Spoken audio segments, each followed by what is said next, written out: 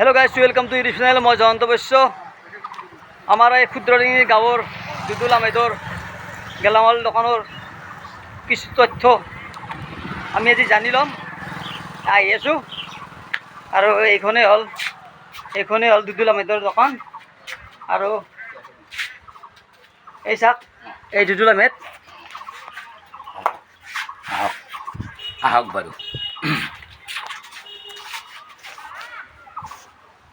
নমস্কাৰ।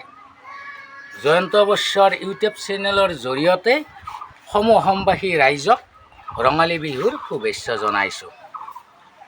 এতিয়া কথা হ'ল, এওঁ জয়ন্ত ভাইটিয়ে মোৰ দোকানৰ বিষয়ে কিছু কথা জানিবলৈ বিচৰাত মই ক'বলৈ ওলাইছোঁ যে এই দোকান প্ৰায় 55 বছৰ আৰম্ভ হ'ল এই দোকান দিয়াৰ। কিন্তু আমাৰ বাবাৰ দিনৰে দোকান। এই দোকানত গ্ৰাহকৰ কিছু কথা কম। আমি সৰু থাকোঁতে বাবাৰ দোকানত গ্ৰাহকবিলাকে কৈছিল, ঐ দোকানী, মোক 100 টাক মিঠে তেল দিয়াচোন। আৰু কৈছিল, মোক গোন চাবান এক টুকুৰা দিয়া।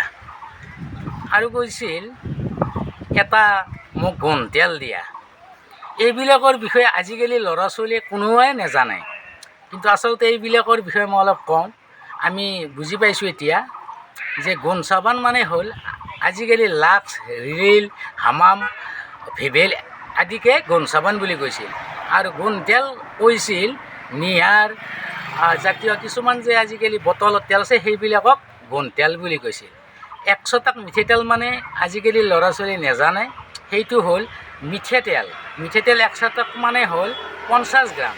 আজিকালি কোনেওতো এইবিলাক ব্যৱহাৰ নকৰে বা দোকানীও নিদিয়ে। আজিকালি পেকেট হ'ল, যুগৰ পৰিৱৰ্তন হ'ল। গতিকে আমাৰ ভাল লাগিছে এইবিলাক কথা। কিন্তু আগৰ দিনত এইবিলাকেই গ্ৰাহকবিলাক আহি ৰাতি চাকি একোখোৰ আগত লৈ আহিছিল। তেওঁলোকে আহি পেলাই দোকানত কৈছিল এইবিলাক কথা। কিন্তু আজিৰ প্ৰজন্মৰ ল'ৰা ছোৱালীয়ে এইবিলাক কথা নাজানে। সেয়ে মই এই প্ৰজন্মক এইবিলাক কথা জানিবৰ কাৰণে জয়ন্ত বৈশ্যৰ চেনেলৰ দ্বাৰা এই কথাখিনি আপোনালোকক জানিবলৈ দিছোঁ। আৰু আপোনালোকে এই চেনেলটো চাওক আৰু জয়ন্ত বৈশ্য ভাইটিৰ এই চেনেলটো কিছু আগবঢ়াই লৈ যাওক। নমস্কাৰ। জয় আই অসম।